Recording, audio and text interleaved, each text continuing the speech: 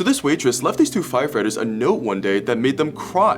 But although she'd just been trying to help them a little, she never could have expected that they would soon help her in a massive way. You see, when Liz Woodward realized that these two firefighters had stayed up all night putting out a massive fire, she just decided to pay for their meal herself. Although Liz made very little, she just had all the respect in the world for these guys and felt it was the least she could do. She had been following this fire on the news and knew that they hadn't even eaten anything in over 24 hours. So she simply wrote a note that said, "Your breakfast is on me today, thank you for all you do." But although Liz just wanted to make these firefighters a bit happier, they were incredibly touched. Paul Hullings and Tim Young actually started tearing up at this reminder that people cared about them. But when Paul and Tim were looking for ways to thank Liz later, that's when they realized she actually had a GoFundMe. As it turns out, her dad had been completely paralyzed from a brain aneurysm and desperately needed a specialized van just to move around. So Liz had been trying to raise $15,000 but wasn't even close. But when Paul and Tim shared her act of kindness online, donations just began flooding in. Liz ended up receiving almost $90,000, and she was able to get the perfect van for her dad against all odds.